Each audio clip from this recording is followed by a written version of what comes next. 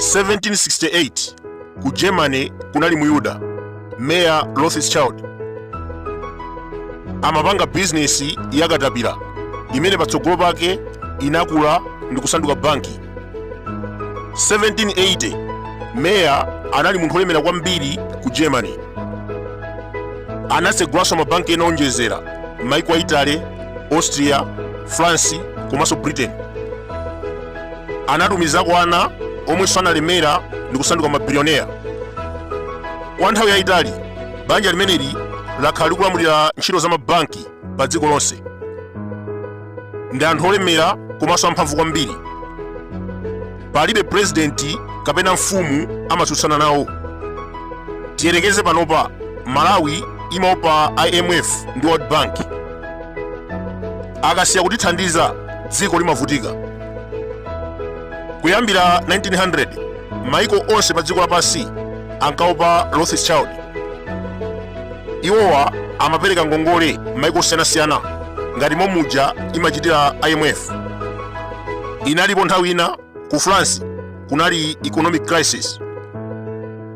banja limeneli linawapulumutsa powapatsa ngongole. kuyambira 1895 mpaka 1907 anapereka ngongole zoposa $14 billion maiko aku Europe. ndalama imeneyi tikuyerekeza ndi exchange rate ya panopa, koma nthawi imeneyo figayi inali yocheperako. nkhondo zambiri pansi pano zimapangidwa sponsor ndi banja limeneli.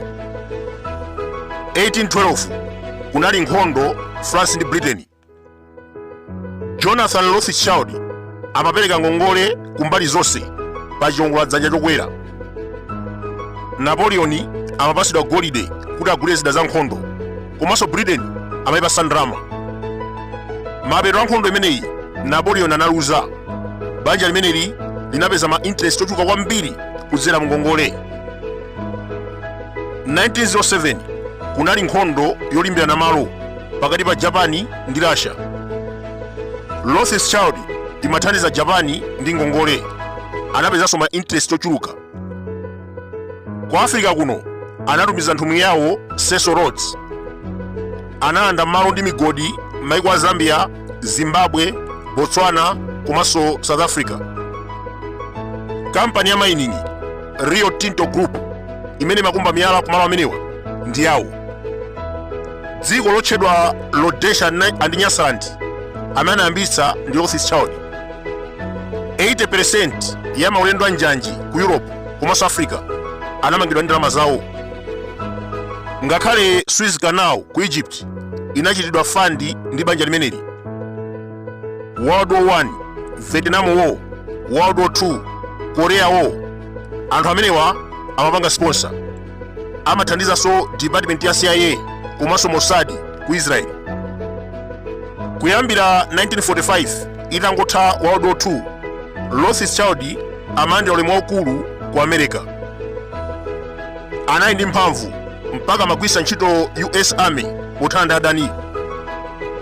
tiyerekeze president wa ku Malawi kuno akukaniza Rothschild kuti azakumbe golide.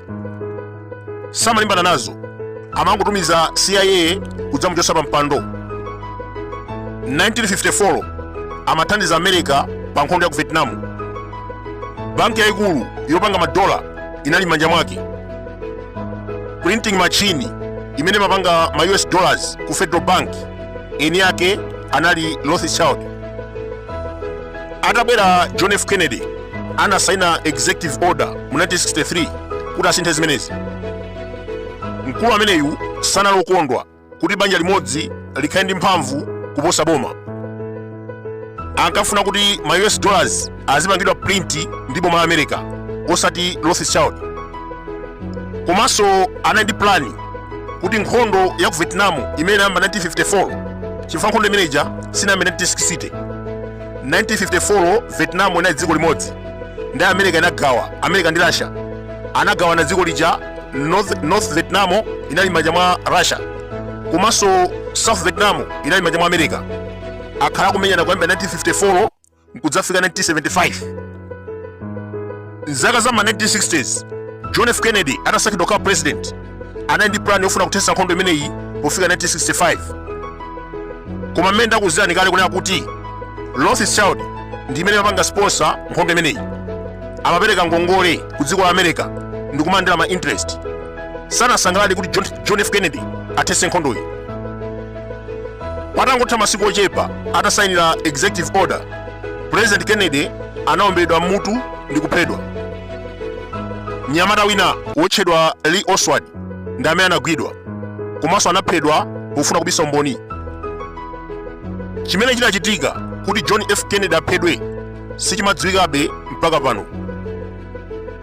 Banja limeneli limapanga control ma media akuluakulu pa dziko lonse, newspaper, radio, komanso ma TV stations.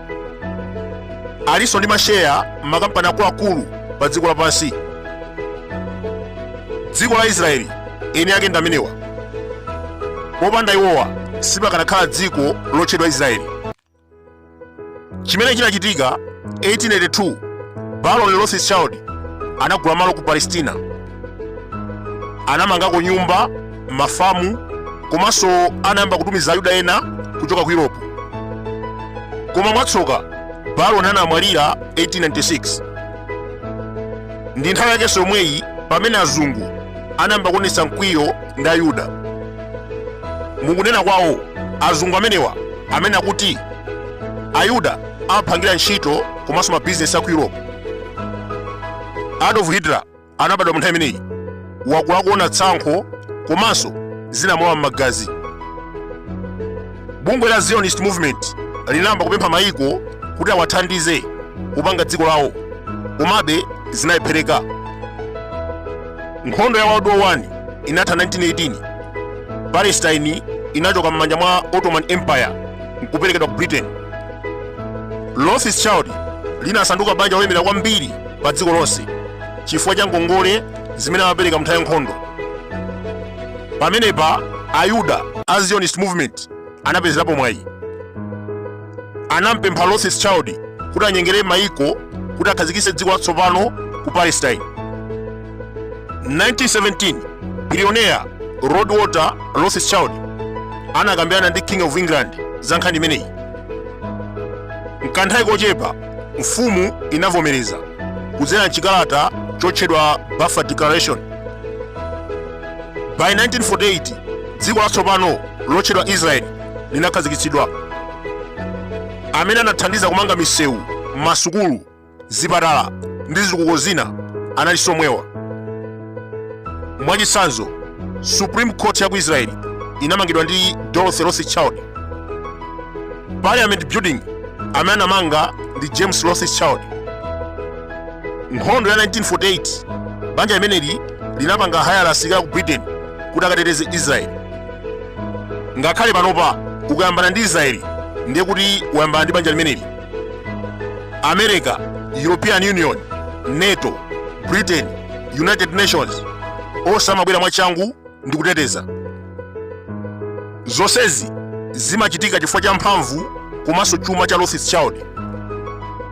Banja limeneli limalandira ulemu waukulu kwambiri ku Israeli. Midzi, misika, masukulu komanso matawuni zinatchedwa mayina awo. Mwachitsanzo, mukapita ku Tel Aviv komanso ku Jerusalem mukapeza Meir Rothschild Village, Jacob Rothschild Town, Baron Village, komanso kuli tawuni yotchedwa Nathan. Nathan anali mwana wa Rothschild amene asamukira ku Britain ndi kukhala billionaire.